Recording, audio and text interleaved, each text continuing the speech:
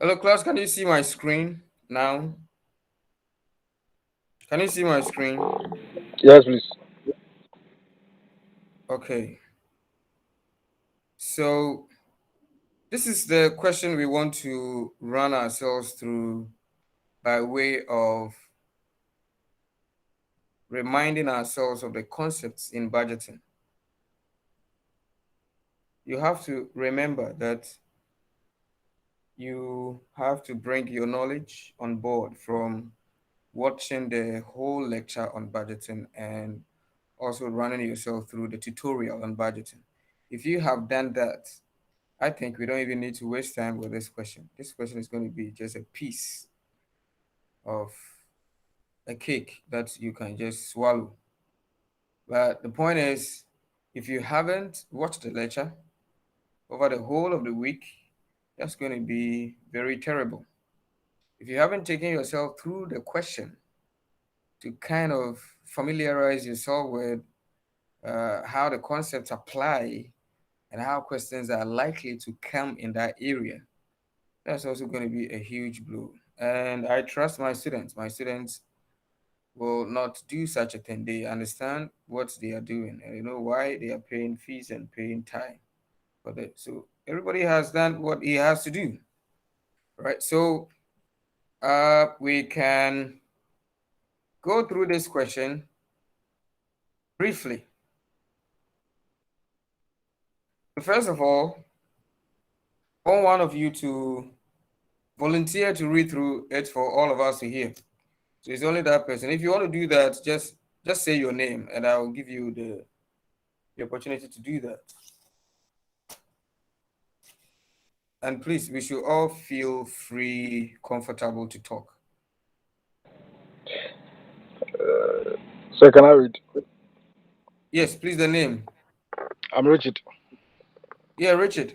So, Yes, sir. Richard, you need to raise your voice a little so that everybody can hear you. All right. Okay. The opening cash balance on 1st January was expected to be 30,000 Ghana cedis. The budgeted sales were as follows: November 80,000 units, December 90,000, January 75,000, February 75,000, March 80,000. Analysis of record shows that trade receivables settled according to the following pattern: 60% within the month of sales, 25% the following month, 15% the following month.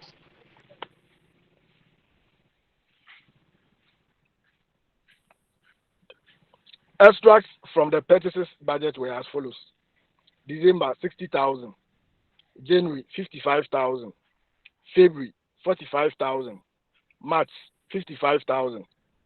All purchases are on credit, and past experience shows that 90% are settled in the month of purchase, and the balance settled the following after. Wages are wages are 25,000 cedis per month, and overheads of 20,000 per month, including 5,000 depreciation, including 5,000 Ghana cedis depreciation are settled monthly. Taxation of 8,000 Ghana cedis has to be settled in February, and the company will receive settlement of an insurance claim 25,000 cedis in March. Required: prepare the I receivables collection schedule, II payables payment schedule, III cash budget for January, February, and March. Thank you. Okay, thank you very much. So that's very good reading. So this is what I want us to do. Um, I want us to take a few minutes and go through the question by ourselves individually. I mean, few minutes, like let me say 3 minutes, after which we all solve it together. And you have to remember that you are going to do the solving. This is tutorial.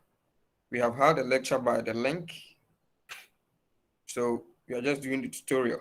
So you bring all the things you've gathered on board.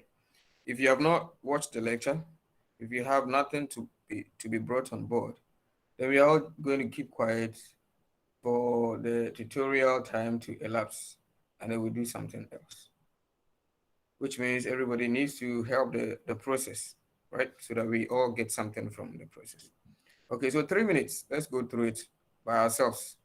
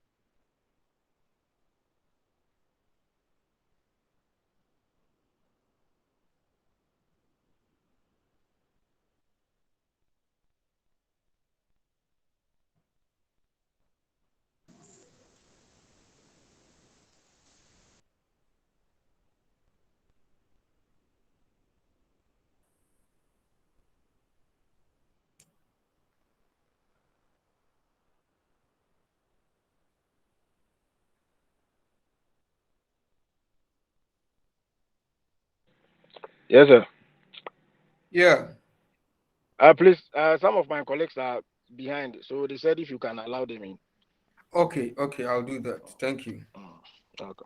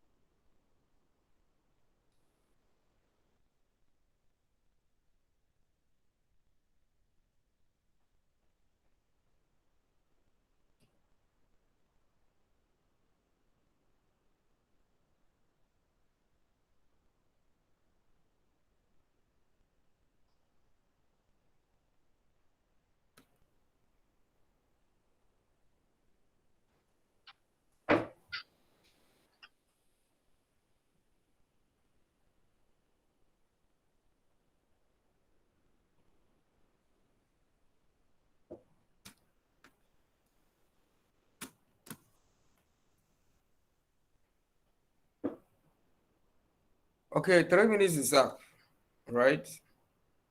3 minutes is up. So let's see what we can do.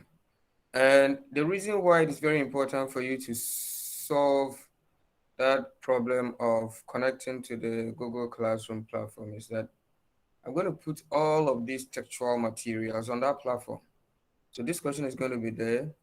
All assignment I'll give you will be put on that platform. So you have no choice than to get that problem solved, please.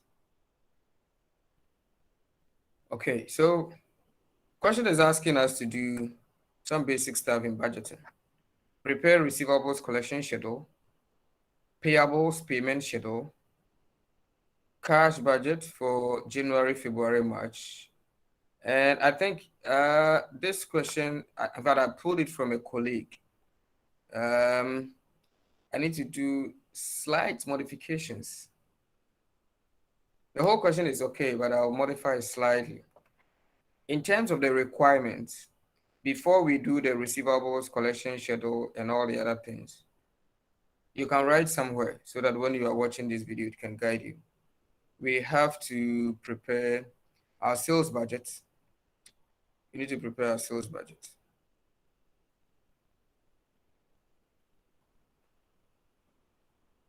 ready to prepare our sales.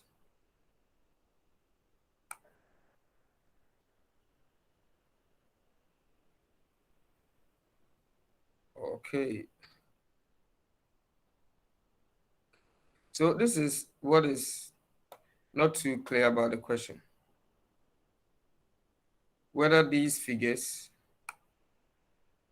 for the sales budget is sales units or the monetary values. So this is what I'm going to do. Because it is a tutorial session, we have the option to give expanded explanations. So I'm going to explain if these figures were Ghana cedis, that's the monetary values, how the solution would be like. It means that the sales budget is already prepared. So there's no need for you to prepare the sales budget. If these figures represent sales units, the question could have kind of cleared this confusion by just, if it is, for example, the sales budget in monetary value, just adding the Ghana cedis for everybody to see that that's the final sales budget. And if it is units, probably just adding a word to clarify that it is sales budget in units, right? So I'll talk about the two so that you will see clearly what it is. In most cases, the sales forecast will be in units because as a student, you should be able to demonstrate how you can prepare sales budgets. So this is not too good a question, but I'm just going to use this as a starter because you're going to look at another question which is more like full-blown question. The tutorial that you have on the YouTube channel is very standard tutorial that runs you through almost everything in budgeting. Right. So one, we are assuming that this is in Ghana City. So please, you can put Ghana City somewhere. So the opening cash balance in January, and again, this question didn't show the years, just say January. So let's assume some years. So January um, 2021, right? January 2021, January this year. And so the opening cash balance on January 2021 was expected to be 30,000.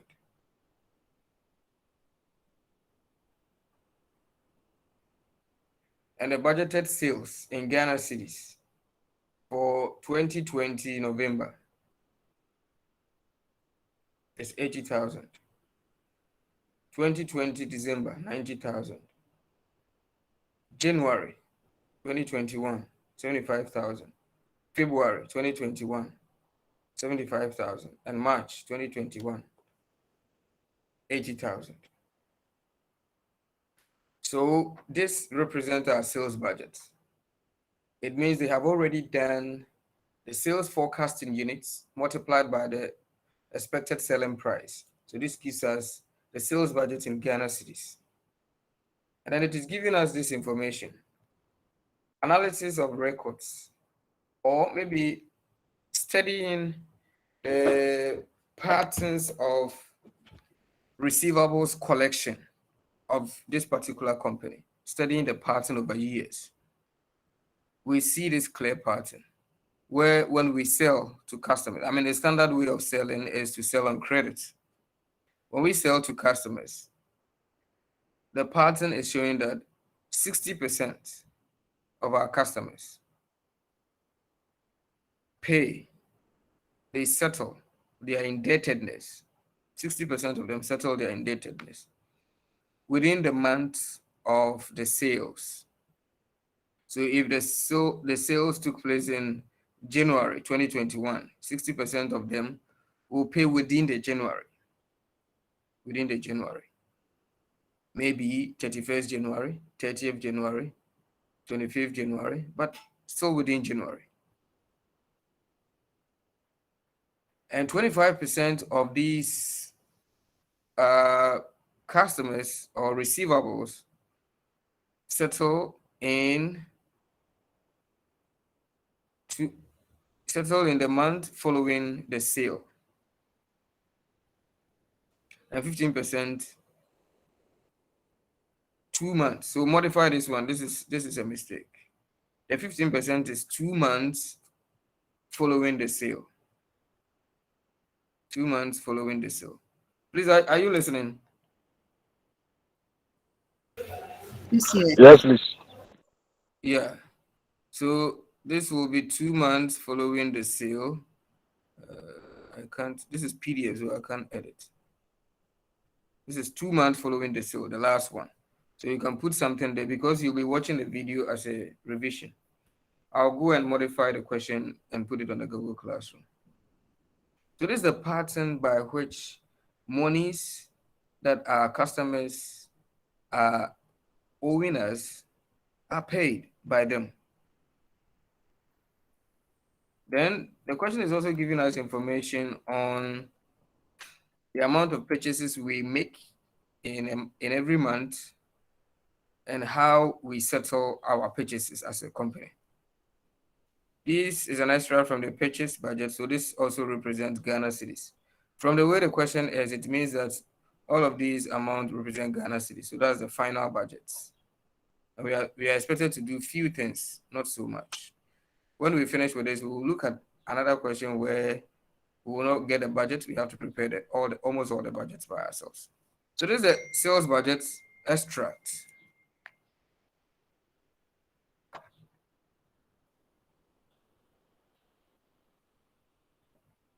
I just got a notification from the course room. Some students are behind. There's no student behind. If there's a student behind, I get a notification to kind of get him in. There's no student behind. So let's move on. So these are purchases in Ghana cedis, and studying the pattern by which we also pay reveals that 90% of our purchases are settled in the month of the purchase. And the 10% remaining is settled in 1 month following the month of sale.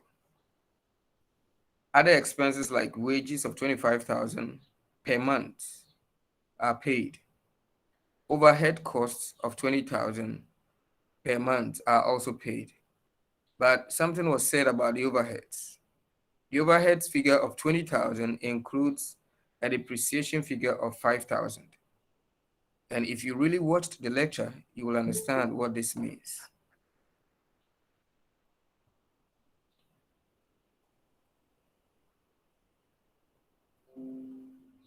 Okay. Taxation of 8,000 has to be settled in February, and the company will receive settlement of an insurance claim of 25,000 in March. Required, prepare receivables collection schedule, payables payment schedule, cash budget for this. The assumption is that all of these are already, this is the sales budget in Ghana cedis. This is the purchases budget also in Ghana cedis. So we are not going to prepare them. They are already there. We are supposed to prepare receivables collection schedule, payables payment schedule, and cash budget. Let's talk something small about the receivables collection schedule. Who can say something small about it from your watching of the video lectures and going through the tutorials? What have you understood about the receivables collection schedule? It's a question to all of us. So you can mention your name and then you respond to the question, please. And we have a few minutes to do that, so let's quicken our steps.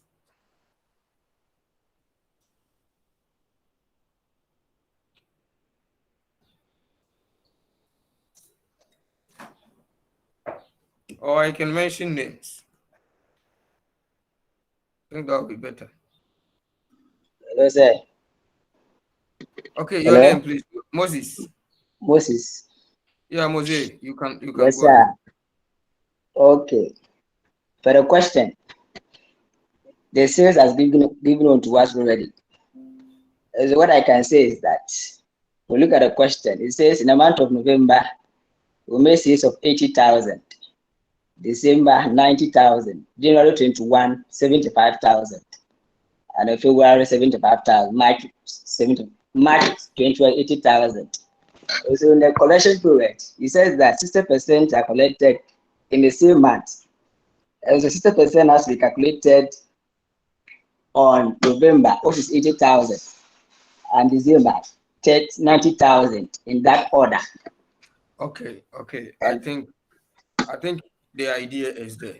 So that's what it is. So let's see how we do it. And we are not going to kind of waste our time.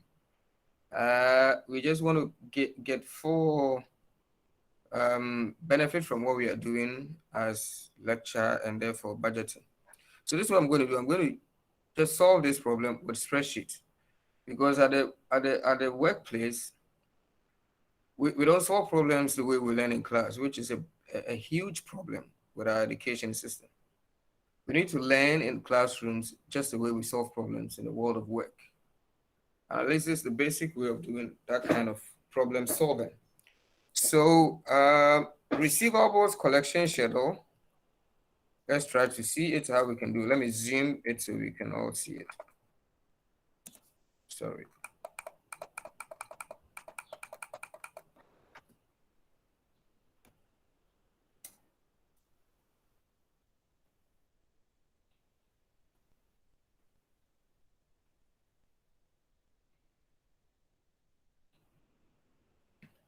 Receivables collection schedule. It is basically going to, our receivables pay the money not at once. They pay the money across different periods. So we need to track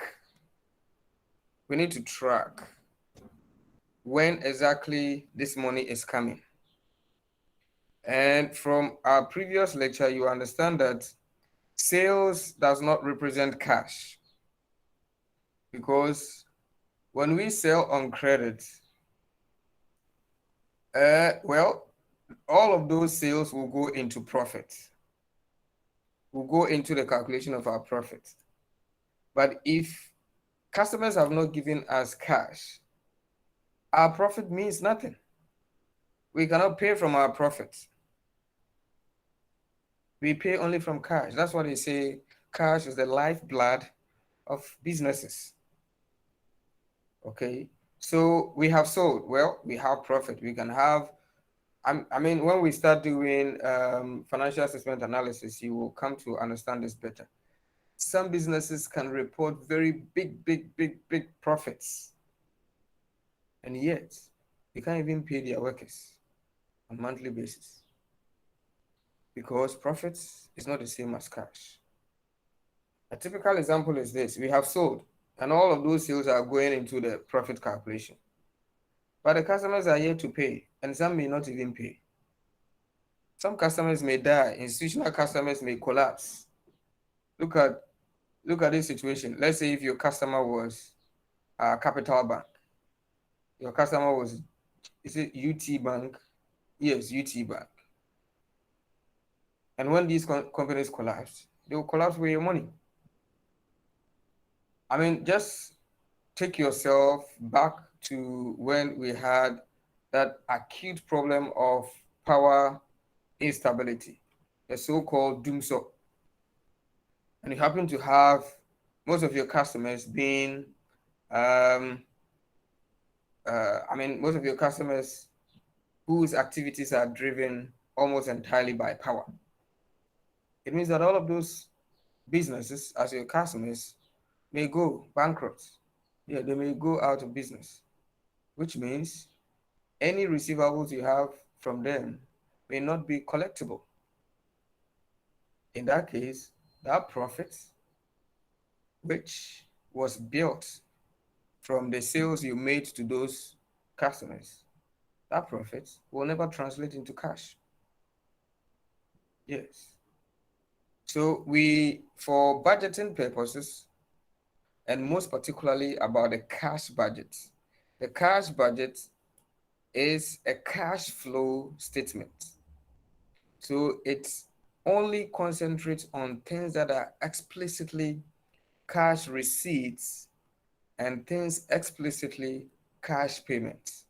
Things that are not explicit receipt of cash, explicit payment of cash, it doesn't find itself in the cash book because we want to track cash availability or non-availability so we can plan. So if you have sold and the money is yet to come, the timing of the money needs to be well calculated into the cash budget. You cannot say that I've sold in for example, if you look at this question, you have sold in January of 75,000 and you think you have 75,000 cash. No, because only 60%, 60% is not only, but the point is 60% of this 75,000 will be received in the same month. So you don't have 75,000, you have 60% of 75,000. Plus some percentages coming from sales made in other months. Okay, so you need to track exactly which amount will be received when, and at the end of the period, the total that you receive.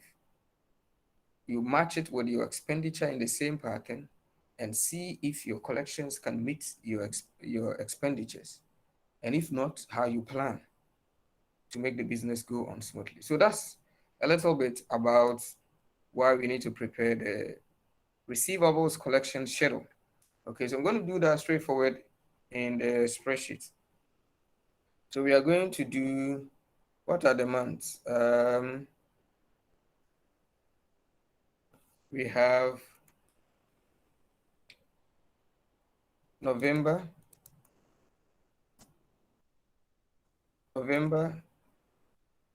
2020, 2020. Let me make it 20, November 20.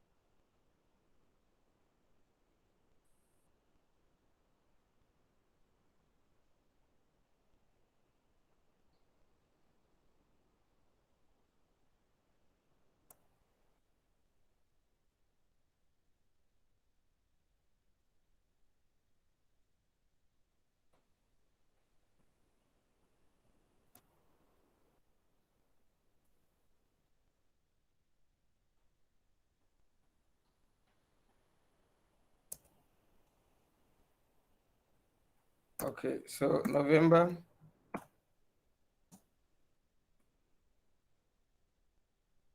December, January,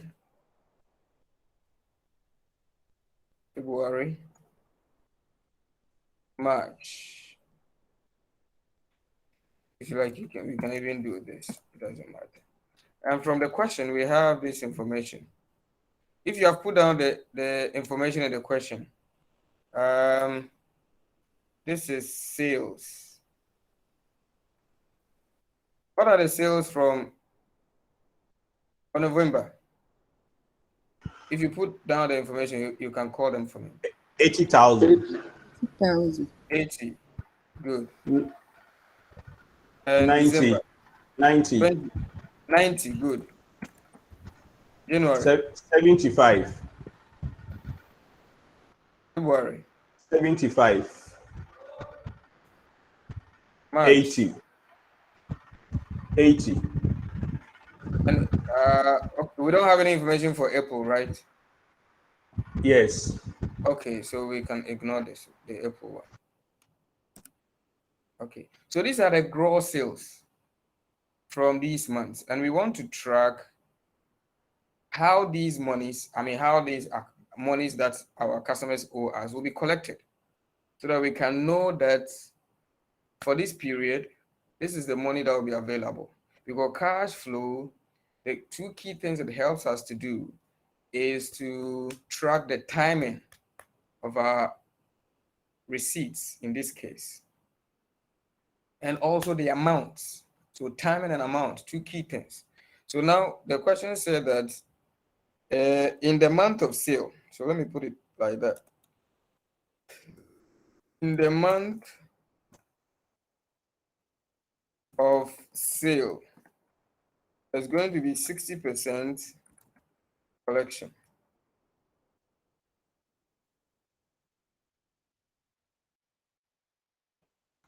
Don't worry. I just have to make it readable. So in the month of sale, 60%, it means that in November itself, 60% of November's own sale will be received in that month, November. And it is the same for all the months. So we simply do that calculation. And you know that in spreadsheets, you do, this is a formula thing. So you tell the program you are doing a formula by preceding your coding with an equal sign. So equal to 60%. So I'm going to do 60% times this. And it gives me this figure. And I'm going to do that for all of them because the program understands that it needs to do that for all of them accurately. So this is what we have for the 60% that will be received in the month of sale. And then we also have 1 month following the month of sale.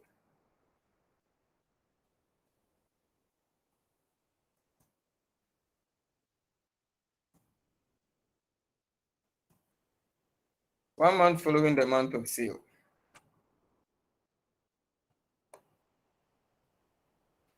That the question said that is 25%, right?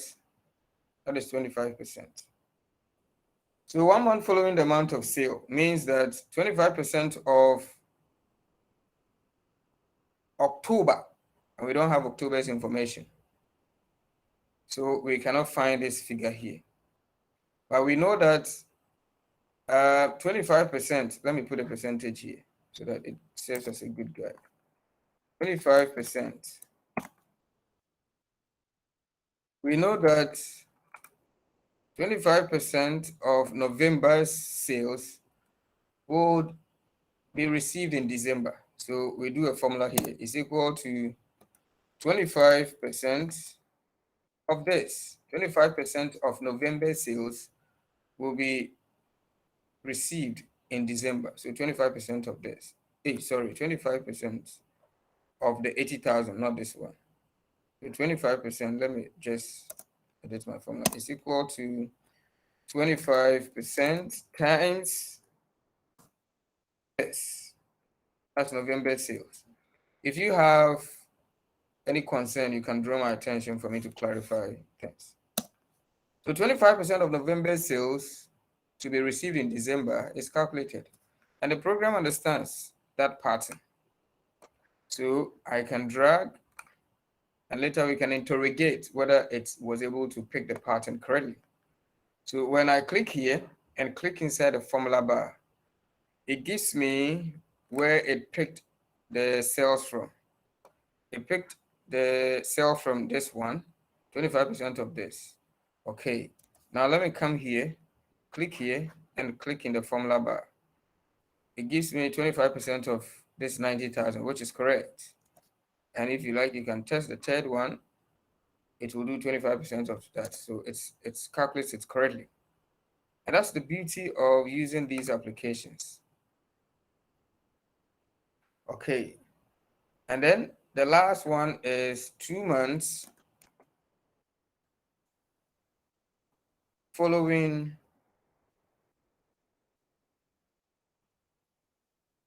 the month of sale. That one is 15%. So does it tally up to 100%? Please check for us. 60% plus 25% plus 15%. Is it 100%? Yes, please. Yes, sir. Good. So this is 2 months following the month of sale, which means that November's sale, 15% will be received in January. Is that correct? So we can do the formula is equal to 15% of November's sale. 2 months after November will be in January. That's why we're putting it at January.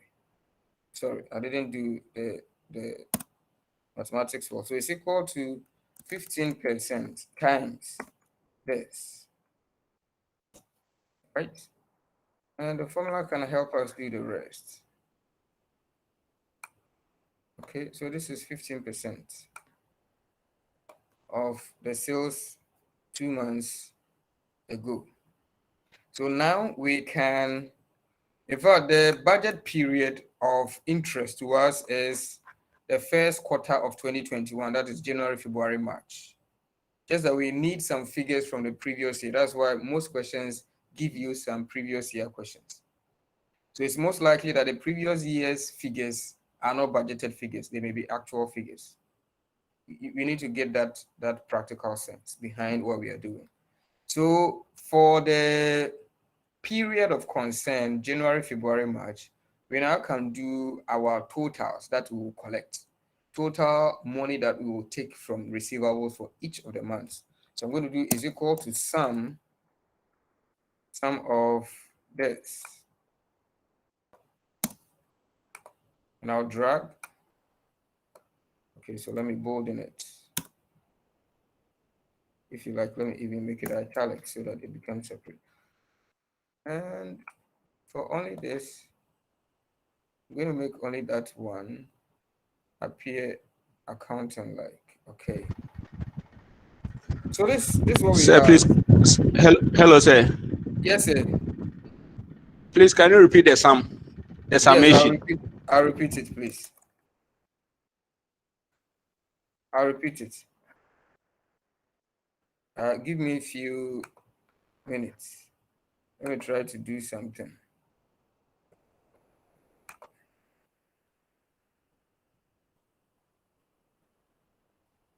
Let me freeze the first column so that when we drag, we can see the labels.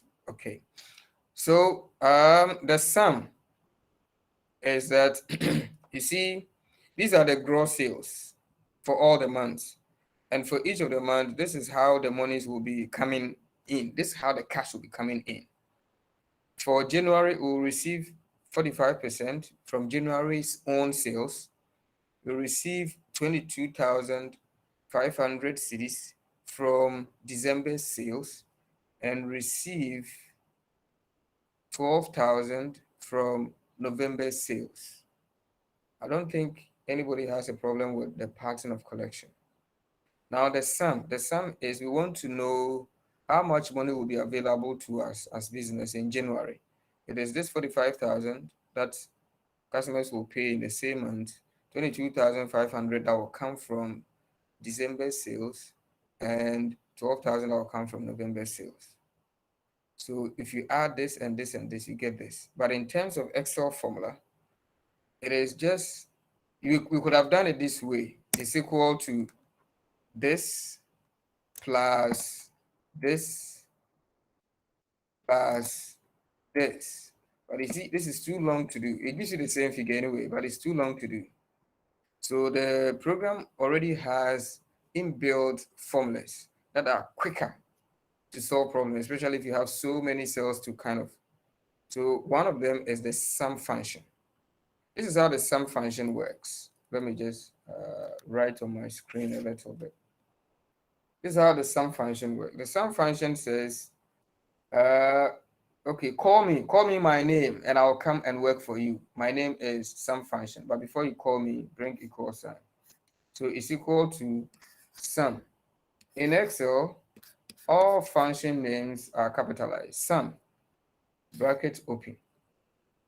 So you're going to put the cells that it should sum in the brackets. So we have bracket close. And inside the brackets are the cells that it should sum.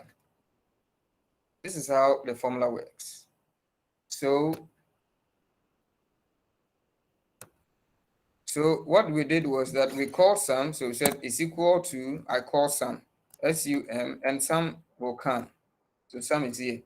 And sum tells me, okay, I've opened my bracket. I'm ready to kind of swallow all the range of cells that you want me to sum. And I just clicked and dragged to cover all the cells I wanted to sum. And I closed the function with the closing parenthesis, press enter. Okay, so that's how we did it. Please, is your question answered? The one Thank you, who sir. wanted, okay. Thank you, sir. So we all understand how to drag to autofill. So you hold the autofill handle and you drag, and then we have all the figures here. So for January, we will get 79,500, even though we sold 75,000.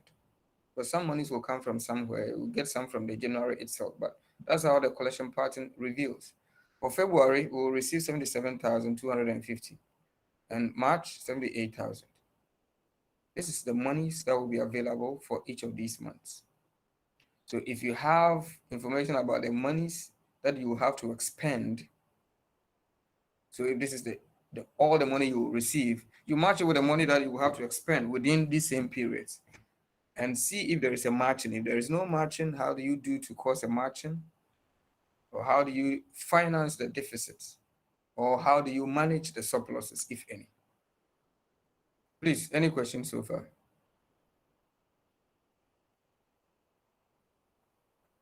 Any questions?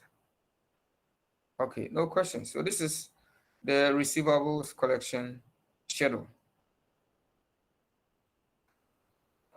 And the question said we should also do payables payment schedule, because we also buy just like people buy from us, and we also pay in some pattern. So it's a good thing for us to track our payment patterns and first of all try to compare it with our receivables matching and see if we are doing better matching our receivables or matching monies we'll receive with monies we'll have to pay. Because if you don't do that simple comparison and you happen to be doing things haphazardly, such that you run into a situation where you do more disbursement, you do more payments than monies you receive. I mean, you cannot survive as a business when you do that. You always have to be borrowing money from banks, doing overdraft, that kind of things, and all of these kind of things come with a lot of cost, interest, interest, interest, interest. They wipe out your profit. Right. So the snapshot is to give you a sense of how your payments are comparing with your receipts and how you have to manage the situation. So if you realize that your payments are exceeding your receipts, there are a number of things you can do aside going to borrow to finance the gap. There are a number of things you can do. What do you think we can do when we have prepared our receivables collection schedule? Let's say we have also prepared, we'll do it very soon, but I want us to kind of think ahead of time. Let's say we have also prepared our payables payment schedule or totally our disbursement schedule. And we saw that, oh, for each of the months, January, let's say for January, our payments will be, let's say 90,000. 90,000 is more than 79,500. In February, our payment will be, let's say, another 90,000, also more than what we will receive as cash, 77,250. And let's say March, our payments will be, let's say, 60,000, lower than the monies we'll actually collect. Let's first talk about where our payments are more than our receipts. How can we manage besides going to borrow to finance the deficit, what are some of the things we can manage to kind of correct that problem of deficit? It's an open question to the whole class. And if you don't talk, I know that some people have a tradition never to talk unless forced. So I'm going to force people to talk.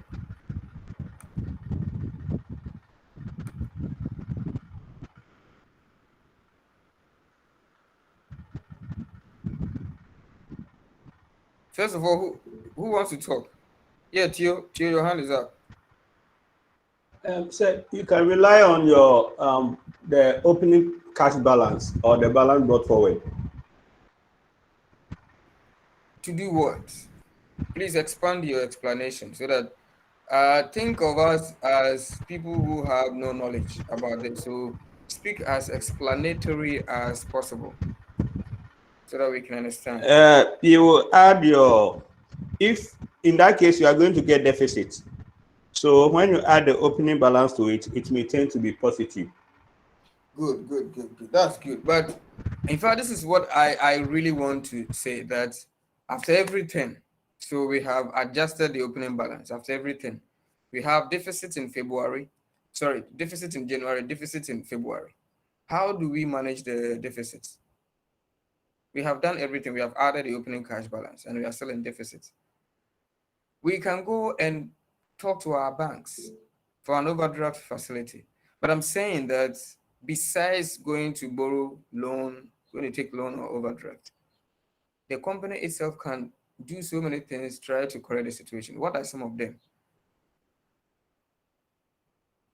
Letitia, your hand was up, or it was up by a mistake. Letitia, Say, Letitia, yes, I saw your hand up. please, please say we can borrow. Yes, so Borrow from our bank. besides borrowing, so please listen to the question carefully. We Yes, sir. can borrow, but put borrowing aside, put overdraft aside. What can the company do? What are some of the things the company can do to kind of bridge the deficit gap or even eliminate the deficit gap?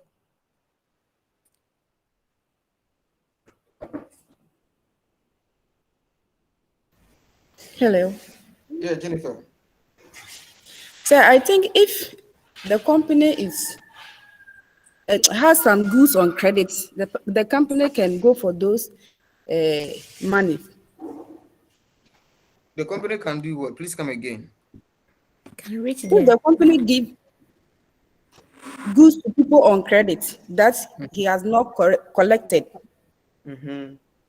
yes, he can go for those money. Good. In other words, the company can intensify its collection um, activities, its receivables collection activities. So if probably you were given, let's say 3 months credit period, the intensification can mean that you may want to reduce it from 3 months to say 2 months, right? So that it forces people to pay earlier.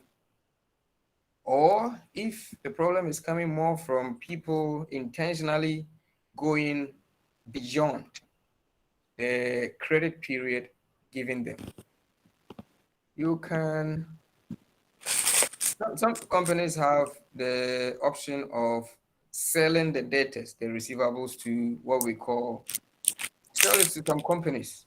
We call that process factoring. Please put that word down. You have to go and read about it. Factoring. FACTORING.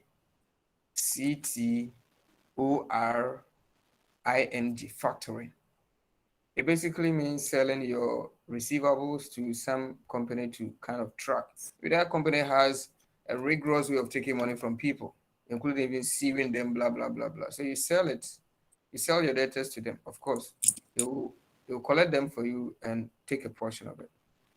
So if it is that extreme form where people deliberately don't want to pay, you can factor the receivables.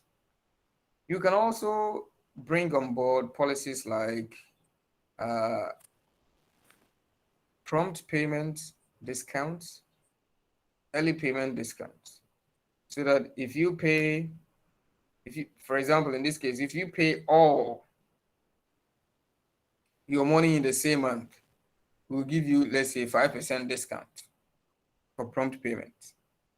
If you pay 90% within the same month, we'll give you, let's say, 2%, 3%. But all of these policies should be informed by rigorous calculation to determine that when you do these things, the company is not going to run into losses. And then you can bring some of these things on board to induce quick payment for you to enhance the, the cash collection. Is that okay? So I've spoken some of these things. I'm sure with this, you are also thinking of many things that the company can do. Who wants to say something? Letitia, I still want to speak, right? Your microphone is on. No, sir. You don't want to speak? Okay. Say, Tio, you want to speak? can the company also float shares? Yes, of course. But it may be extreme. For example, you see, this is in extreme situations. And of course, if the gap is so huge, then the company can float shares. The company can even issue, in addition to maybe the shares, it can issue other securities. It can sell other securities to the general public. It can issue debt security, it can issue share security, other securities. Yes, that's also an option. The company can also look at whether it has some obsolete equipment, machinery, obsolete items of PPE that it doesn't really need so much, which it can sell and make some cash out of it. Company can look at all those things and use them as a way of reducing the deficit. Okay, so that's it. Now let's look at the payables payment schedule. When we are taking ourselves as a company, when we also buy, we have to pay. And from studying the patterns of payments to our creditors, this is what was revealed. 90% of what we buy are paid in the month of purchase, and the remaining 10% in the following month. So this is a very simple schedule. So let's go back to our spreadsheet and set it up. So I'm going to do payables payment schedule here.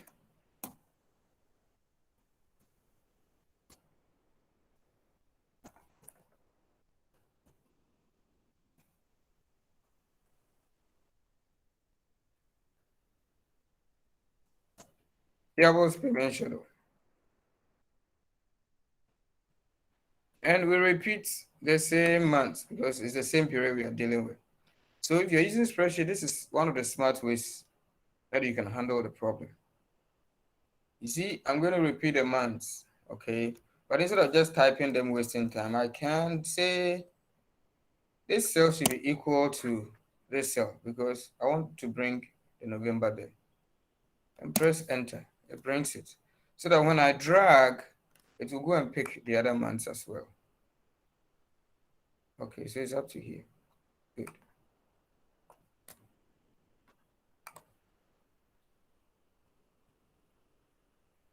And for the payment, we have payable in the month of, payable in the month of purchase. That is 90%. Almost, and I mean, just on the face of things, you see that this is not fair. If we sell, people pay 60%. And if people sell to us, we pay 90%. That alone, this piece of information tells you about the mismatch and the likelihood that you will get a deficit from your cash budget. There's no matching.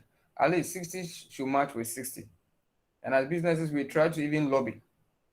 If customers pay us 60% the same month, then we may want to negotiate harder and harder and harder without breaching any protocols to probably do like 50 so that we have about 10% relief. But you can't be doing 90 against 60. That's very unfair. But that's what is happening in this company. So 90% in the amount of purchase. So like we did, we may decide to bring here. I'll explain it to you what I'm doing here. We may decide to bring here the gross purchases figures.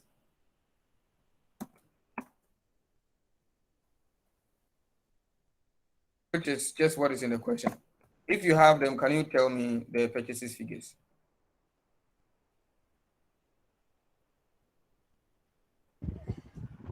December is 60,000.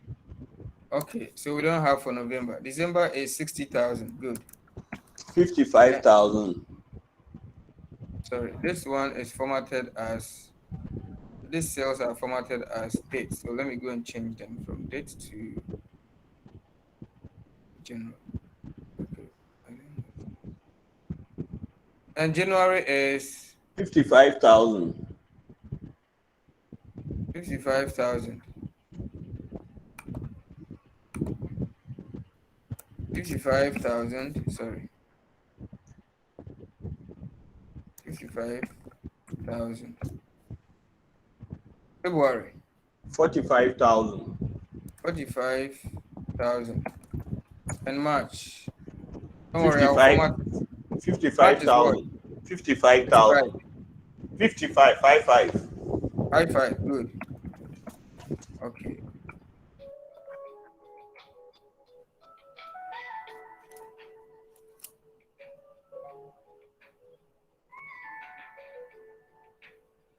Okay, so this is our purchases. And then we are doing 90% in the amount of purchase. So in December, the purchases of 60,000 will pay 90% of it. So we are going to do is equal to 90% times this. That is this, and we drag.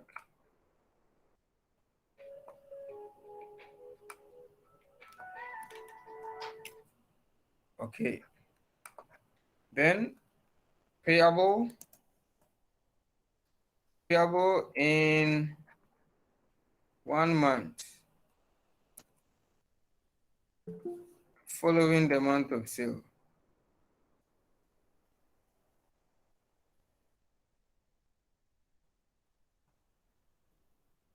Following the month of purchase, sorry, not month of sale, month of purchase. That will be, So the payable should be 10%, not 90%. yes, 10%, good. 10%. 10%. I think someone is knocking at the door. Let the person in.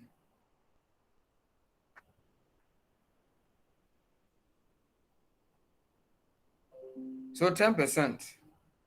10%, 1 month following the month of purchase.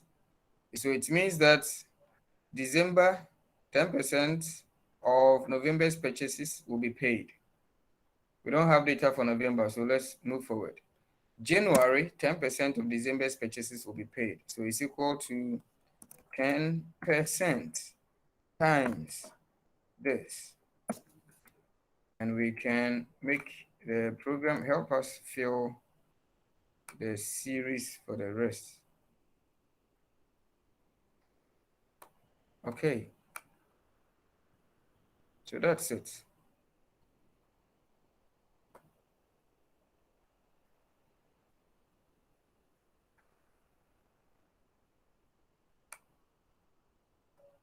That is it. So for the period of interest, January, February, March, we can do the sum of payments that we will do.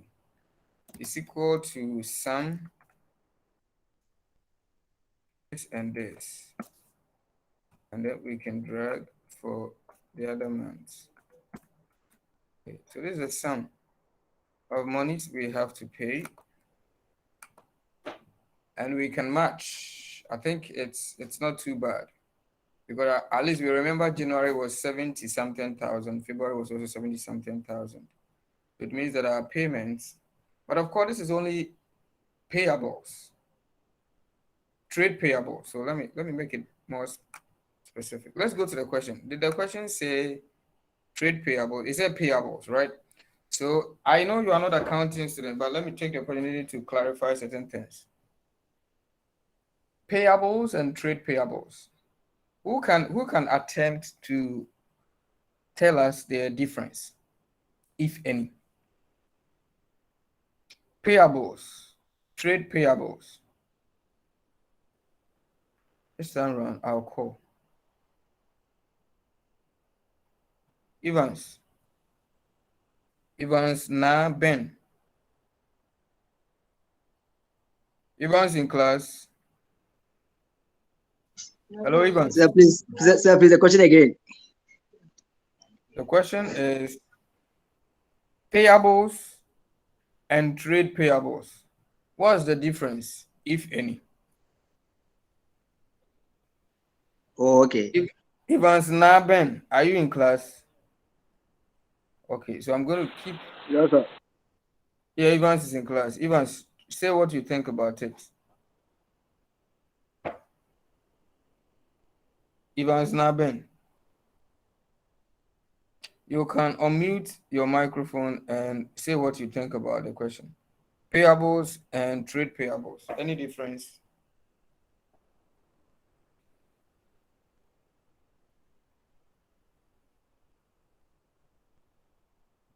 Okay, Jennifer has taught.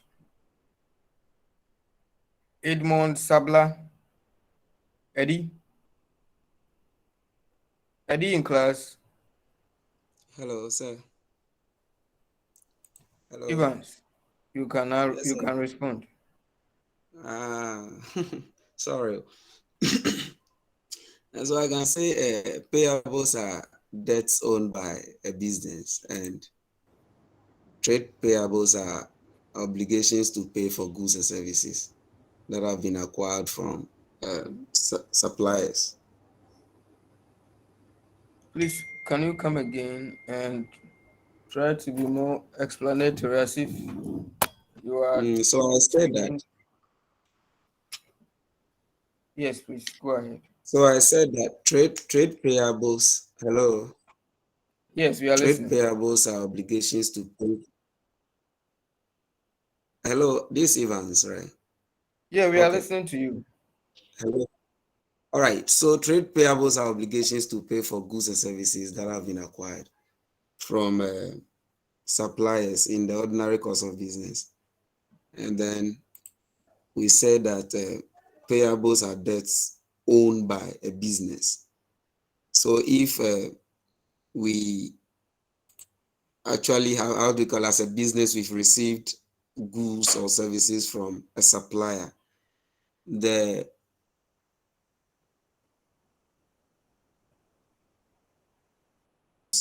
then becomes our trade payables. And then basically the payables are the debts owned by a business. Yeah, so I can say. Payables are debts Hello, owned by the sir. business, and so is trade payable. So what's the difference? Hello. Wow, I think I'm gone.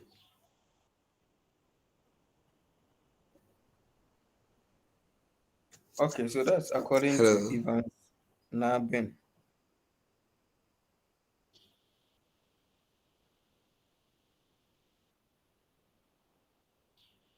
Emma Coleman. Emma. Hello. I think this network. Hello, Emma Coleman. Is Emma Coleman in class? Hello. Emma. Hello, sir. Hello, sir. Hello, sir. Evans, we can hear Hello. you. Okay, I think my network went off. Sorry. Yeah, we Okay. have been hearing you. We heard all the things you said. Hey. Emma Coleman wants to say what she thinks about whether there is any difference between payables and trade payables.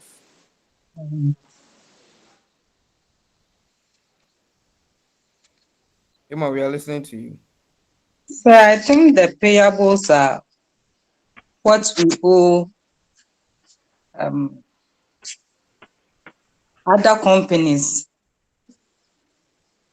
What if they are not companies but they are individuals? Okay, it can be individuals, it can be companies, or Okay. any owings that we have to um, discharge on behalf of our company. Okay. Yeah, we are listening. Emma, we are listening. Oh, that's your answer. So I've explained the payables. Okay, so go ahead.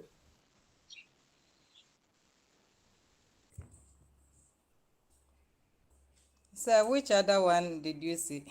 The question was, what's the difference, if any, between payables and trade payables?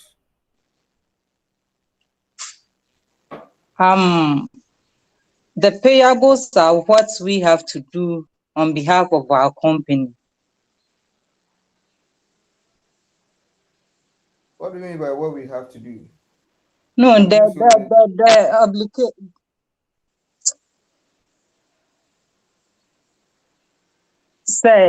the things that we've taken from other companies that we have to pay on behalf of our company. Okay. That is the payables. And the other one? And the other one is what people will have to do, things that people have taken from us on credit and they are yet to pay to us. That is not correct. Okay then. Okay, so let me give the chance to Mary. You're in Chiwa. Auntie Mary. Sir, Yeah, speak about the question, how you understand it. sir, I have no idea, please. Okay. Emisata, former vice president. Emisata, is Emisata missing? Misata,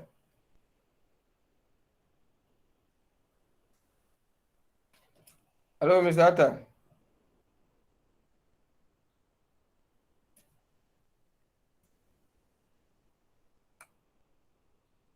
Samuel Obri. Sammy, Sammy, say what you think about it. Is Samuel Obri in class?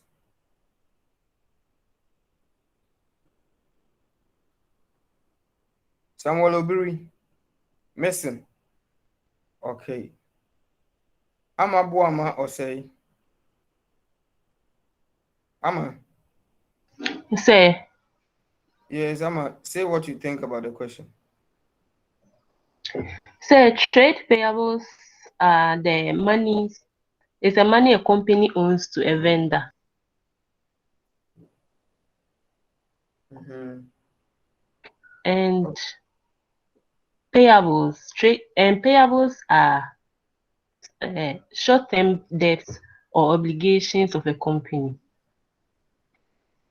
Okay, so I think it will be good idea if we all take it as some form of assignment. I mean, you after class we can just Google difference between payables and trade payables. We can read about it, but let me speak about it briefly. In business and most particularly in accounting, we differentiate trading activities from other activities that may not be our core trading. For example, if we buy and sell phones, the activity of buying and selling the phones constitutes our trading, our core trading activity. But we may be buying other things, paying for other things, and selling some other things. For example, in addition to the phones that we may buy from phone suppliers, we may also buy maybe delivery van to assist us in doing our sales of the phones. We may buy office desk which we will sit on and do our administrative stuff. We are also buying, but we differentiate between buying of the phones which form our core trading activity from buying of the office desk. So when we say trade payable, it is basically about creditors from which we bought the goods that form our trading activities. And in fact, in accounting, when we say goods, we mean the things we buy and sell. In this case, we mean the phones. We don't mean the office chair. The office chair is not a good because we don't trade in it. But if we were buying and selling chairs, then that chair would have been a good. And then the phone for the office wouldn't have been a good. You have to get that differentiation clear. So the clear difference between payables and trade payables is that trade payables is a subset of payables. Payables will include all payables.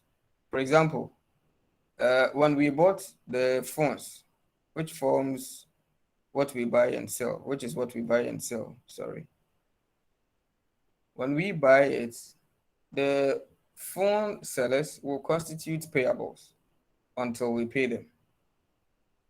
When we buy the office desk, the office desk seller will also constitute a payable until we pay for the office desk.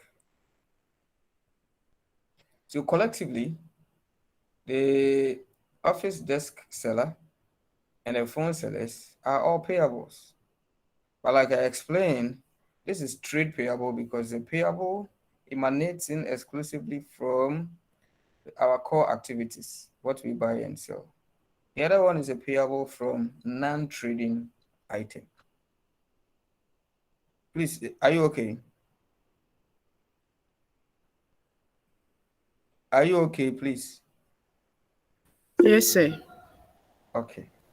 So we go to the question. The question says, Yes, sir. payables payment schedule. So it means that we can put everything together, both trade and non-trade.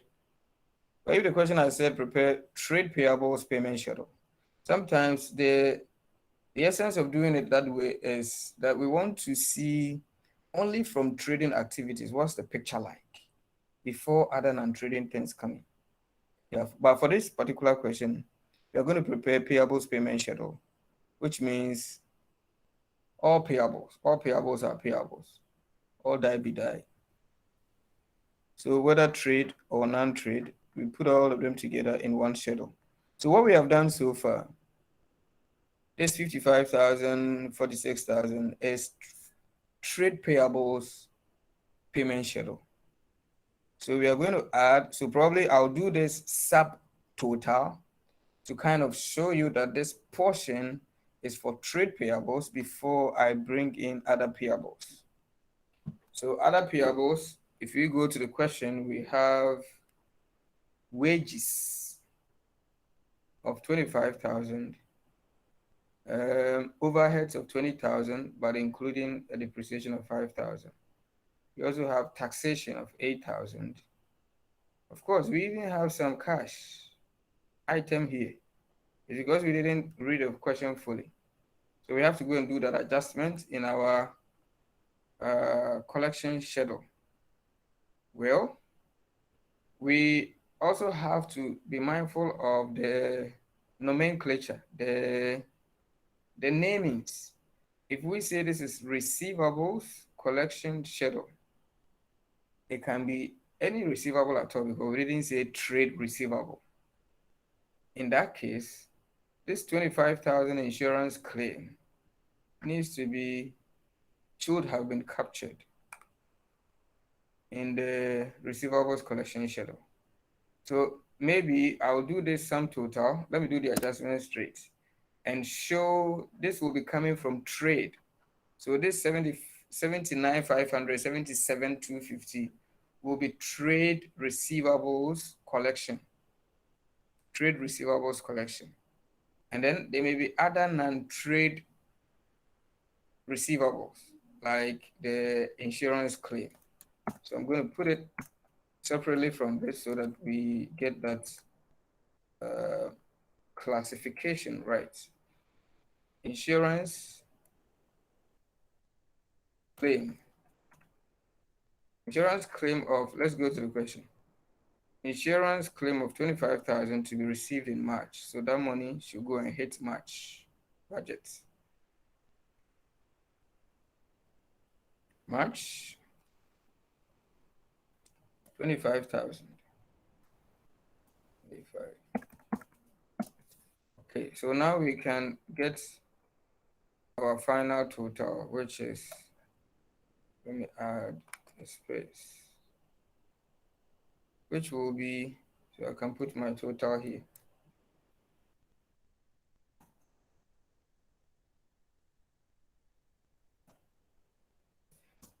So you can also, you may also call, this is also sum total, so you may call this one subtotal. Yeah, just for better explanation. So the gross total will be the sum of the subtotal and the insurance claim. But for January, and so it's equal to sum of this and this. But because we have none, we have no insurance claim for January, it will repeat the first figure. So that's no problem. Wherever there's a figure for insurance claim, it will add it to the first one. That's just what we want to do.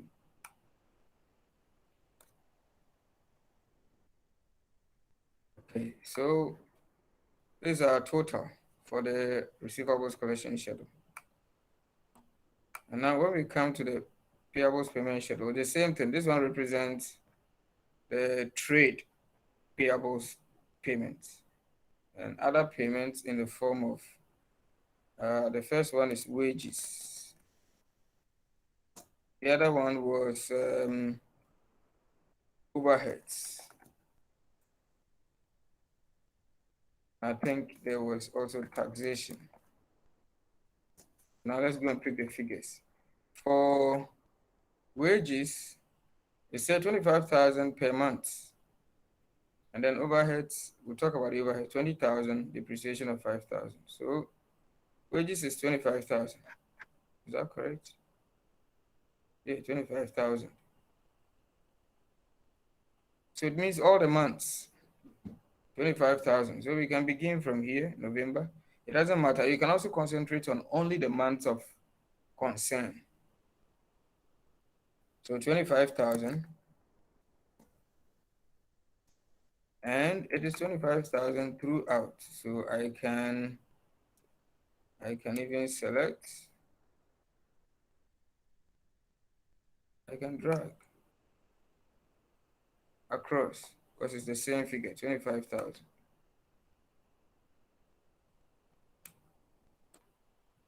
Overheads, 20,000, and it includes depreciation of 5,000. Who can tell us how we have to handle the overheads here?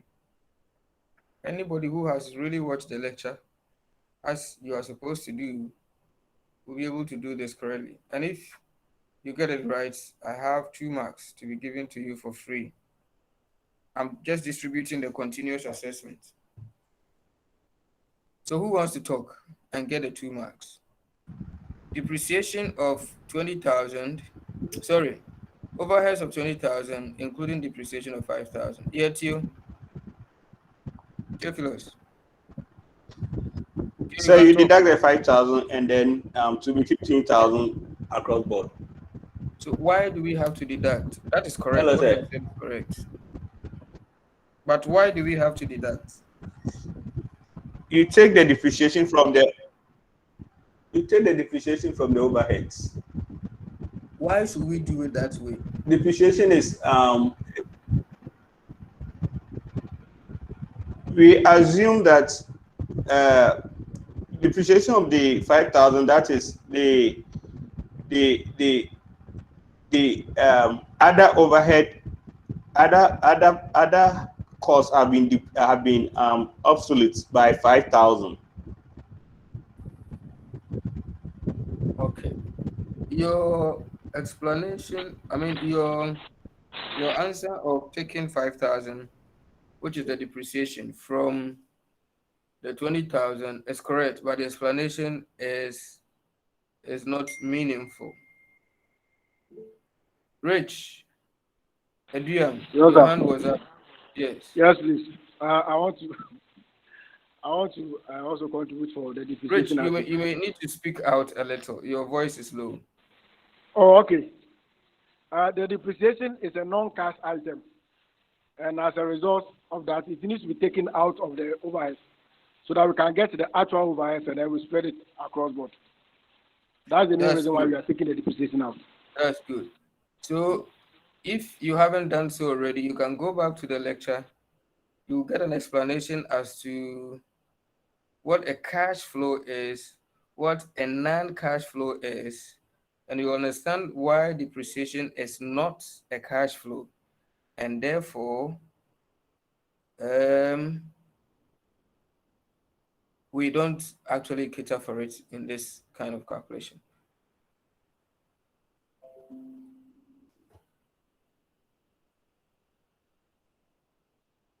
You are talking about payables payment. So it has to be what you are actually going to pay, not a notional payment. So if you go to a company, you will see depreciation charges.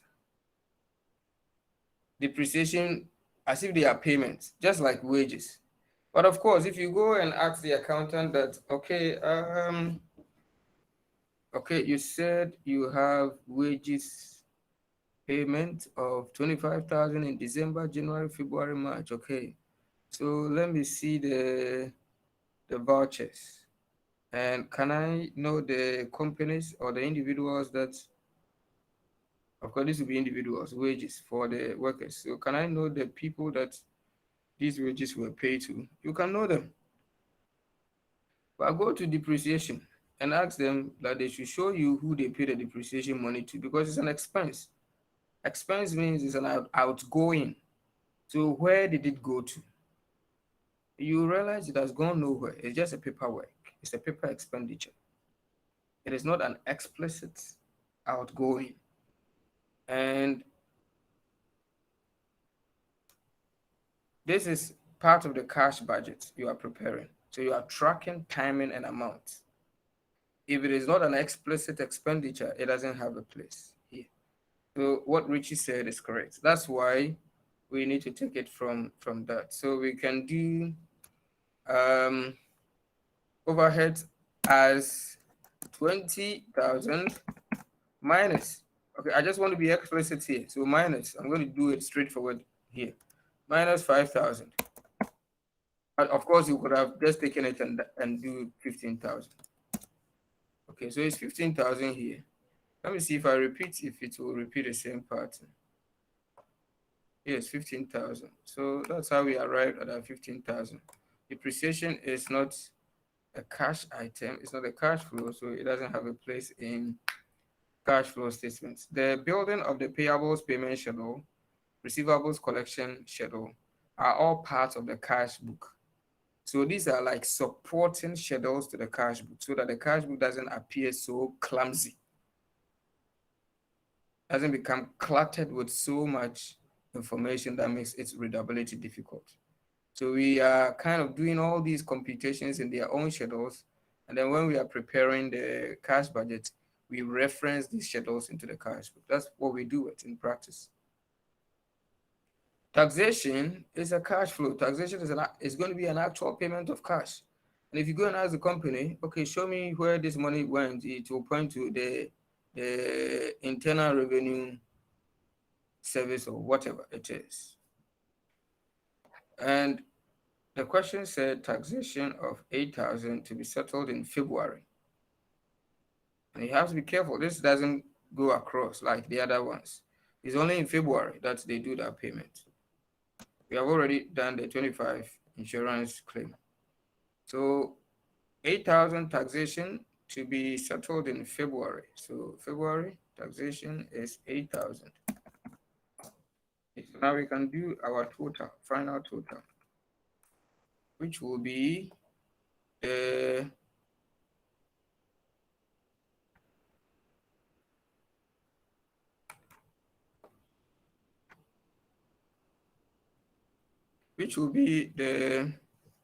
subtotals plus these new additions. So it's equal to sum of these.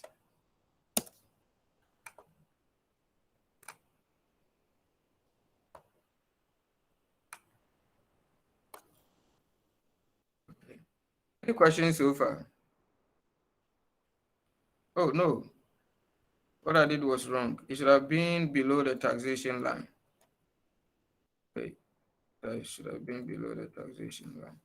So our sum should have been here. I hope you are watching. Sum of this up to here is because here will be blank because we don't pay tax in December, January. It's only in February. So we drag across. This also tells us that we need to be careful when we are doing our formulas. Okay, so that's it. Any questions so far? Hello, class. Any questions so far? Hey, are we there? Hello, are we there? Yes, sir. Yes, please. Yeah, yes, So sir. my, Any questions? Okay, so silence. my network wasn't all that good. So I will be happy if you can put the video there Of for course, me I'll to put go it back. there. I'll put the video there. Okay. And try to work on your Google Classroom because I'll put a question on the classroom and the video will be on the YouTube. So you need to get a Yes, sir. question. That would be good. You get a question from the Google Classroom, and then you can be watching the video. You put a question beside you. You'll be working alongside to get the better understanding. Okay. Okay. Thank you. Okay. So this is our payables payment schedule. Now we go to do our cash book, and I said these schedules are supporting schedules to the cash book. And if you have watched the video, you would have actually understood the layout of the cash book and would have understood also that these schedules are supporting schedules to the cash budget. So now let's do the cash budget.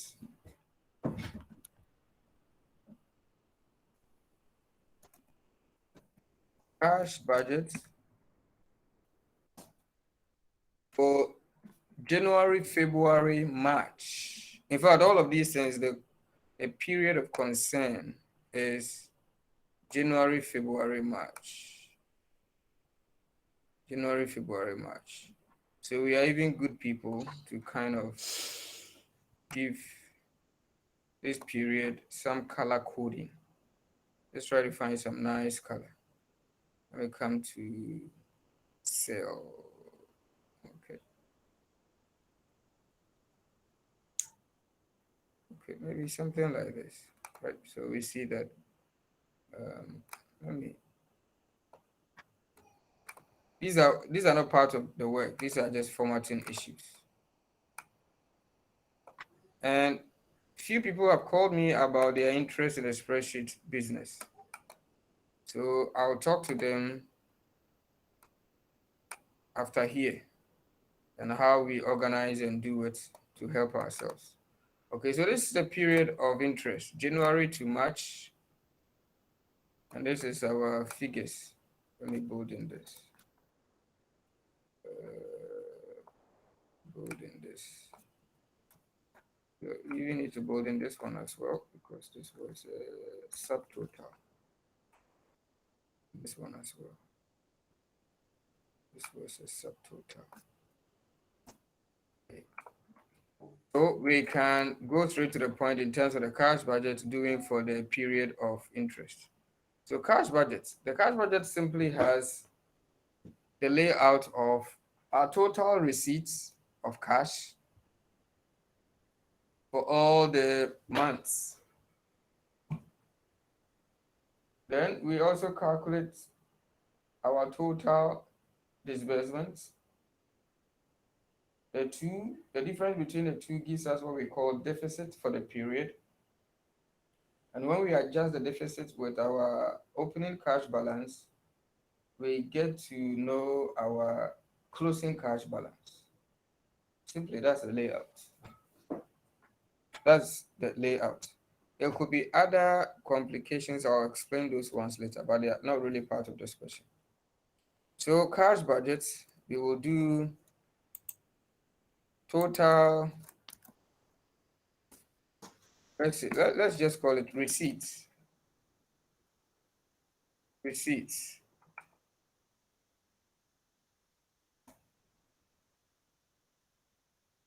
And the receipts, since we have done the receipts schedule, we can do, I mean, you can just type it anyhow. You can do refer to. It depends on you. You can just do refer, sorry.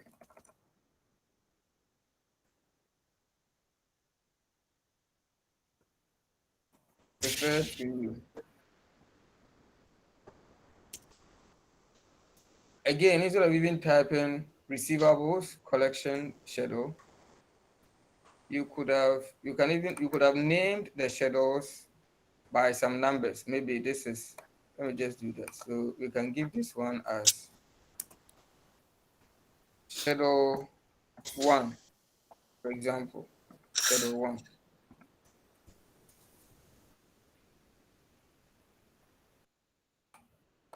Schedule 1. And then this one can become schedule 2.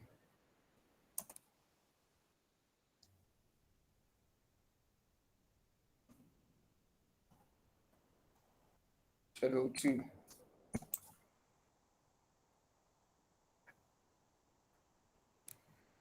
So you are not wrong to do this, and in the cash book you just say for the receipts what builds Cash sales. in the question, in this particular question there is no cash sale. So Okay. good question.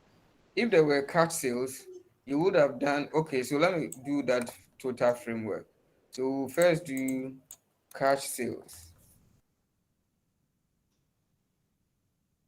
Cash sales. Very good. But because there's no cash sale in this question, it means it will be blank. Then we come to collections from receivables. So let's do it like that. Collections from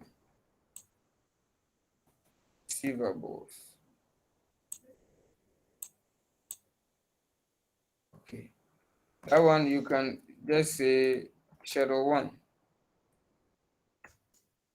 Because you have named, sorry, you have named the schedule 1. And when you come here, I mean in January, you can say is equal to, and go and pick the figure from the January. This is total in January, this one.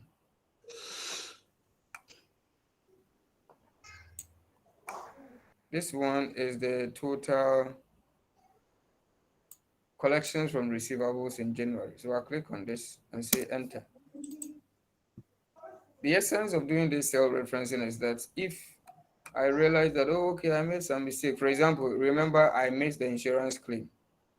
So if I realize, oh, okay, and I go and do the adjustments, the new figures will automatically reflect in the cash book because I referenced the figures from there. Another thing is that I can just drag this because they are contiguous. Contiguous. It knows that when I drag from here, it should pick the next one because that's contiguous. Okay, so these are the collections from receivables. We don't have anything from cash sales. So probably let me put 0 here just for demonstration, right? 0 here, and it is 0. Okay, right. Yeah.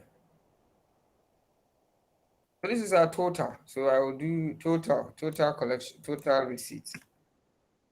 Total receipts.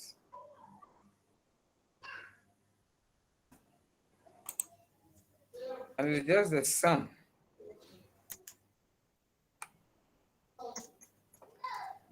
of cash sales and collections from receivables. So it's equal to sum of these two. And I drag the remaining. So this is what we have. So we have our total receipts. You can even bold in this one.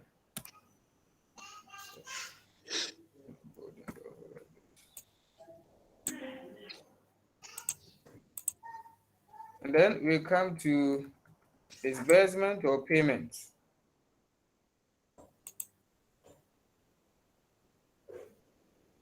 So disbursements,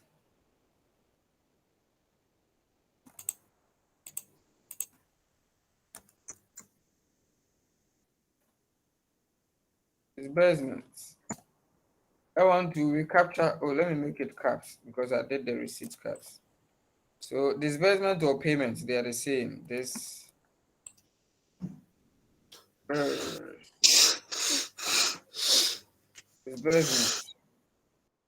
Is the spelling correct? Disbursement. And all the items going into disbursement, you put them here. Since we have already captured, I think, all disbursements in the payables payment schedule, we can reference it. It's the same thing we did for the receipts. We only show the cash sales just for the format. So you can repeat the same part, maybe cash purchases. Cash purchases.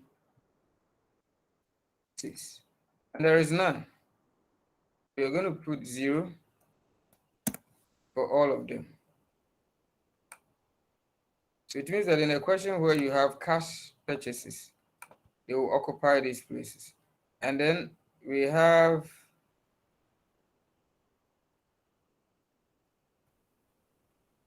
payments to payables.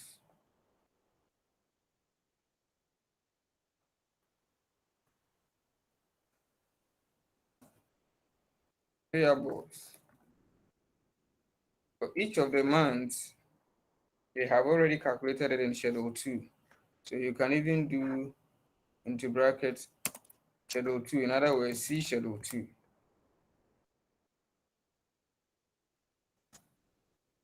And then I'll do is equal to, I'm going to pick the figures from Schedule 2. So this is it. It's equal to this. And because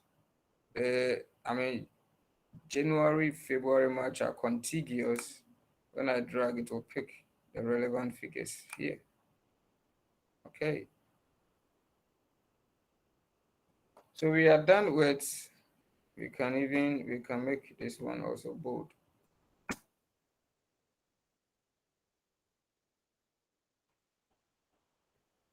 Oh no, not bold for now.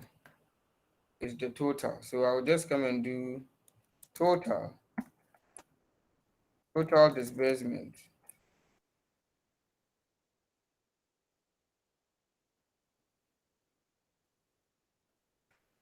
Total disbursement will simply be equal to sum of cash purchases and payments to payables. And we will have it this way. Okay. You can build in this one. Then the difference between the two will either be surplus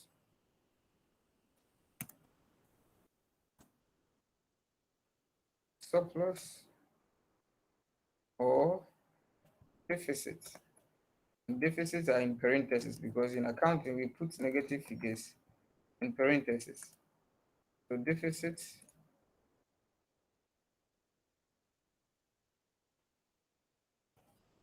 let me do it this way. Surplus or deficit. Deficit will be in negative, be in parentheses. So we're just going to do that simple calculation of saying is equal to our total payments here. Let me see. Our total collections, sorry. Our total collections of this in January minus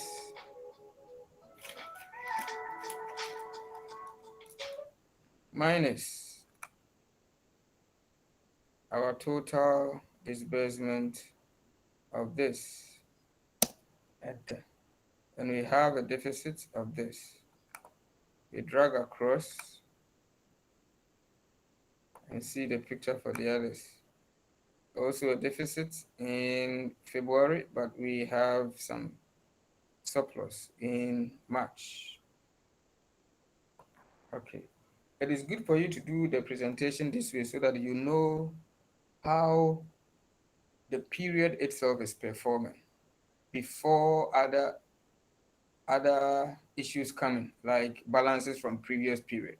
Because opening balances are actually not this period's affair, it's coming from previous periods. So now we can bring our opening cash balance, opening cash balance. January, the question gave it to us as, let's go back to the beginning, 30,000. So 30,000.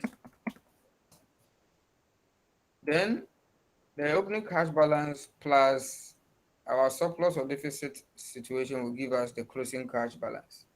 So we can do is equal to, this is just this two, so I can do this plus this.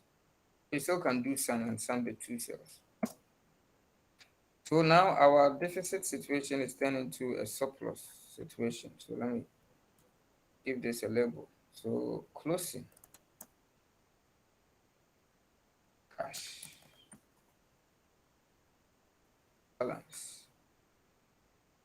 So this is how we closed January. And the closing of January is the opening of February. So opening cash balance for February is equal to the closing cash balance of January.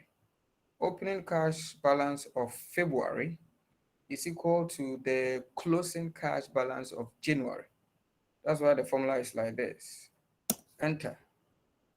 And then I can do the closing cash balance as is equal to, well, I can even desist from doing this and do this. To calculate it, it will just do the sum. So we can interrogate the formula. Yes, it will sum these two. You can see it from the color codings. Okay, so we will still have a deficit, but a very much reduced deficit in February. The closing cash balance in February is the opening cash balance in, so I can even drag from here. Let me just trick it and see if it can guess it right. Yes. The opening cash balance in March is the closing cash balance in February. So it will just send it here and I can drag from here. To understand, it needs to also do sum. You can check your formulas, right? So now this ends the cash budget. Any questions so far? Sir, please, disbursement. I think E will come before Yes, I was thinking like that.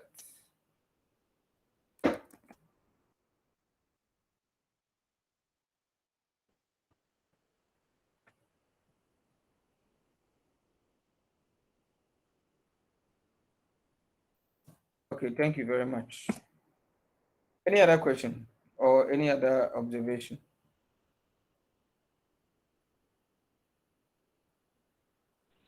Sir Joshua, Yes, sir.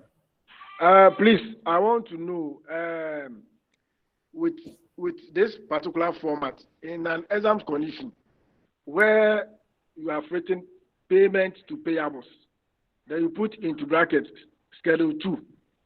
Will Yes, the sir. markers mark you right rather than you picking the items one after the other and writing the figures there? Will it be acceptable? Yes, why not acceptable? There's nothing wrong with this. In Oh, fact, okay. in practice, this is how we do it. And this is even better than putting all the things together in one statement. Okay. Yes, so this is a better presentation than you can find it in some books where, for example, the cash budget. This is the cash budget. All Mm-hmm. the things in the collection schedule, payment Okay. schedule, all of them are lumped together inside the cash budget. That is a Okay. very poor presentation. Anyway, Okay. it will result in the same figures if the arithmetics are Mm. correct. Yes, but the Okay. presentation is not the best. Okay. And of course, for Okay. example, if you are in your working sheet, you have prepared this. You have prepared your receivables collection schedule, and you named it. So you said receivables collection schedule into bracket schedule 1. Mm. No examiner can mark you when you come to your cash budget and you are also talking about schedule 1. But if you haven't labeled your main receivables collection schedule as schedule 1, then nobody will understand what you mean by schedule 1 in the cash budget. So once everything is done logically, then that's all. You have to forget about whether one person will see it to be correct or not. I mean, we are Okay. not learning for that per se. We are learning for what is good. Someone else can see it to be bad, but if it is generally good, that's better. Okay. But in Thank this you very case, much. nobody is even going to see it to be bad. It's correct. Okay. Thank you. Any other issue? So please, are you not the, are you, will you be the one who mark our papers? Or, Why are you concerned? or we Who are, is speaking, please? Letitia. Is it Letitia? Jennifer? Yeah, Jane. Why are you concerned? Yeah, I'll be marking it anyway, but that shouldn't be bothering you. Okay. I'll be marking your papers because I taught you. So I'll be the one Okay. to assess. Yeah. So that's what it is for the cash book. I was speaking of some other, in fact, I used the word complications, but I think it's a wrong choice of word. It's not complication anyway. It's just a policy. Some organizations, for cash management purposes, always have a policy of maintaining some minimum cash balance. So at all point in time, their cash balance should be at a certain figure. And they have that arrangement with their banks. So even if their own operations are resulting in loss, the bank needs to probably finance the deficit by adding a loan or overdraft to set it to that so-called minimum cash balance. So in that case, for example, where we had, okay, this is our opening cash balance, we adjust it with our closing, no, this was our deficit in the period. We add the opening cash balance. The closing cash balance has to be the company's policy of a certain figure. So if their certain figure, their figure was, let's say, 20,000, then when we add the opening cash balance to this, it will not get to the 20,000. So after adding this, we may have to bring a line item that say overdraft, which will top it up to the 20,000. Okay, so sometimes that can be part of the question. Sometimes, not always. But this is the basic form of the cash budget without any of such policies.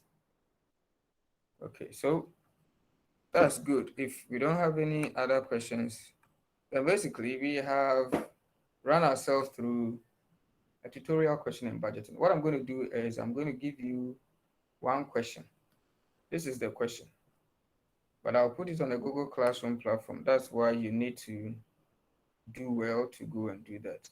I'm going to give you an assignment that involves CVP and budgeting. So CVP question, we have question 1 is on CVP, question 2 also on CVP, question 3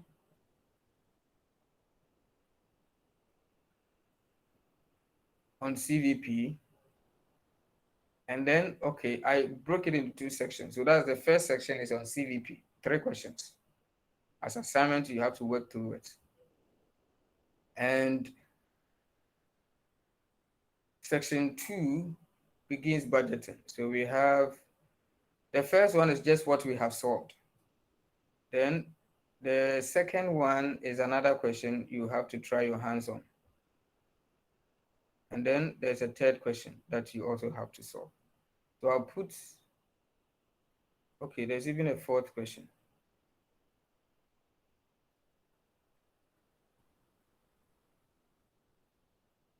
Okay, I mean, for the budgeting, solve up to 3. Let's make it 3, 3. So you can leave the fourth question. So when I'm sending it, I'll even take the fourth one out.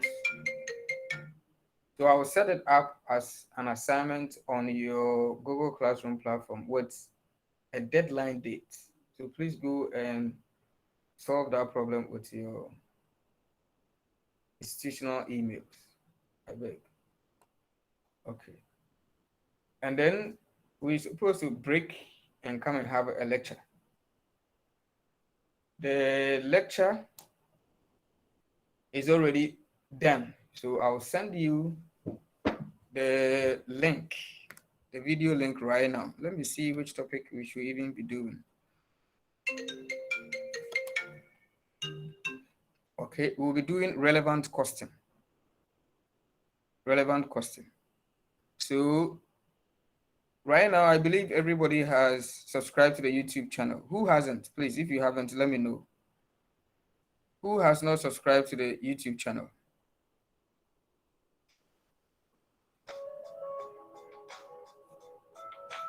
Who hasn't subscribed to the YouTube channel for now? Please let me know by making me hear your voice. Who has not subscribed to the YouTube channel? Okay, so everybody has Me, subscribed. except me, What's your name, please? Evans. Okay, so please let your colleagues help you do that. The videos are there.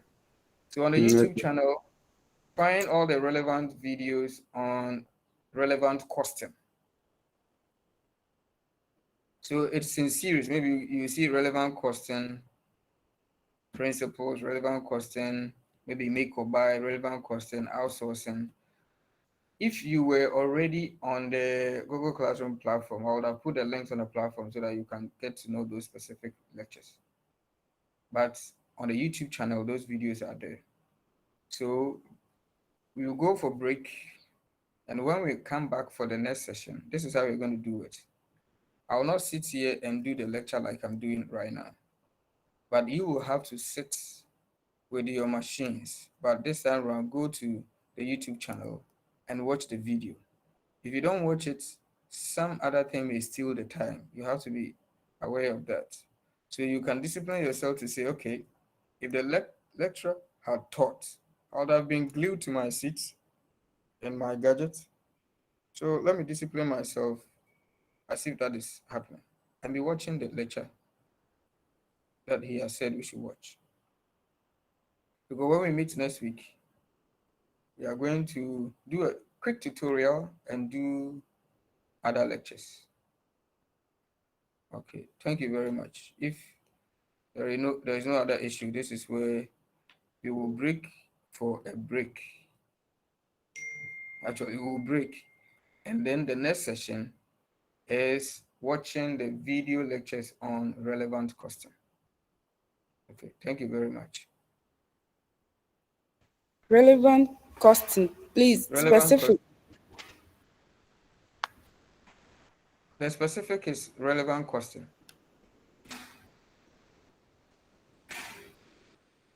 Okay, so let me see if I try to go to, so if the link is not too strong, let me try to experiment and see.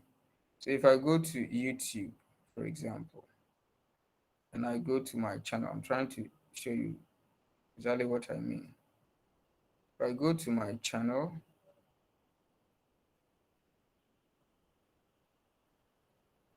okay, not this one. Let me change. So this is the channel I'm talking about.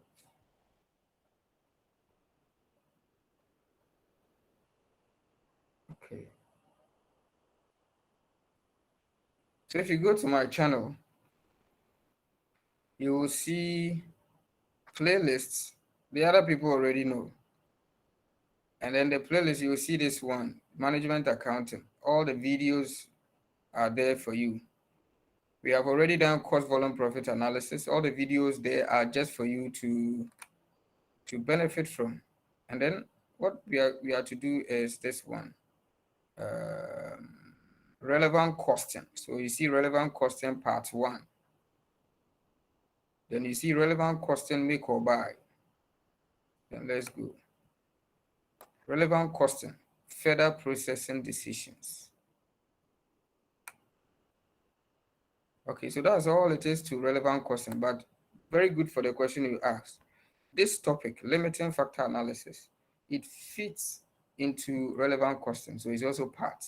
So watch these videos. There are going to be 4 videos, I think, in total. Relevant costing part 1, that tells you basically the principles of relevant costing. So 1, 2,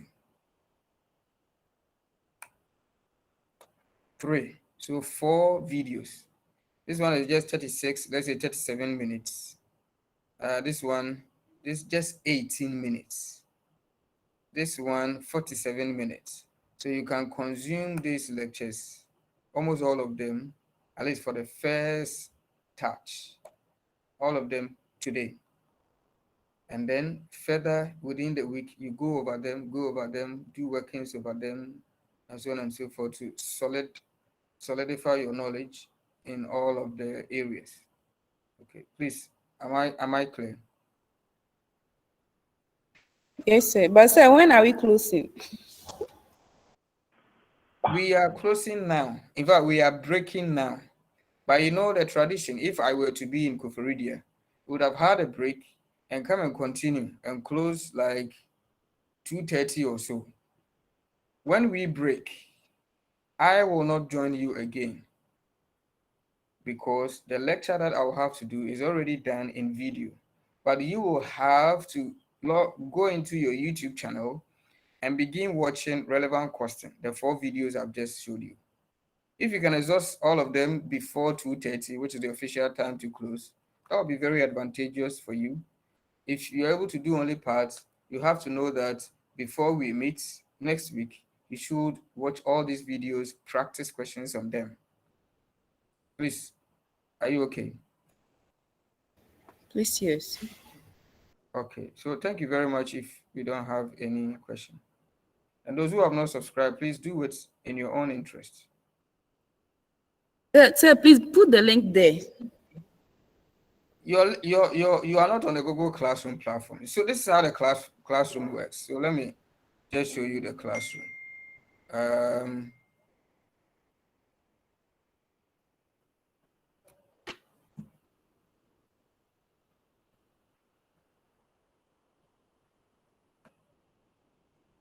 Okay, so you have to be on the UCC domain. That's why we are requesting for your institutional email. So all of these things you are seeing, these are all classes.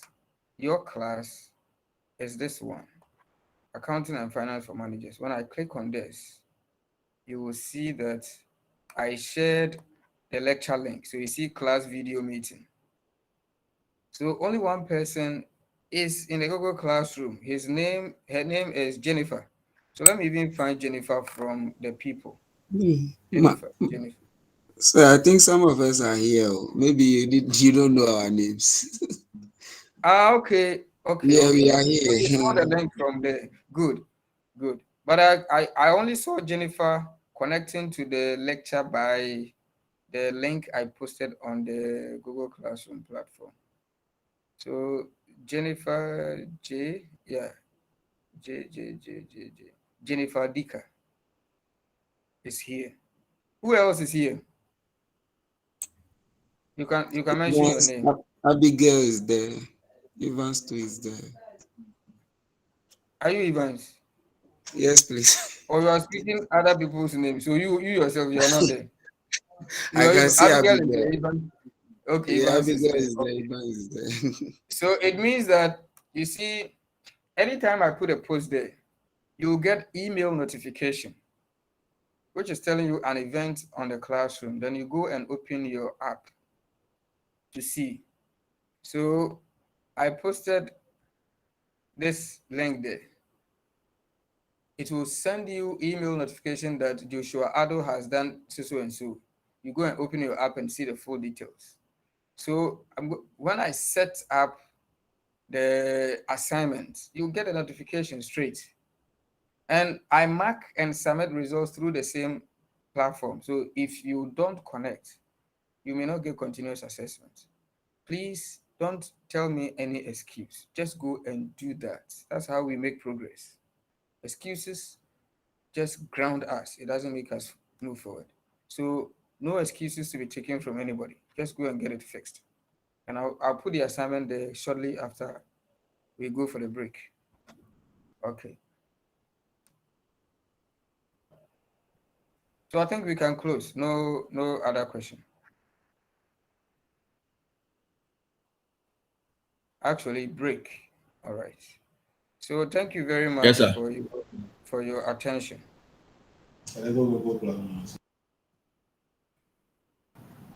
You see?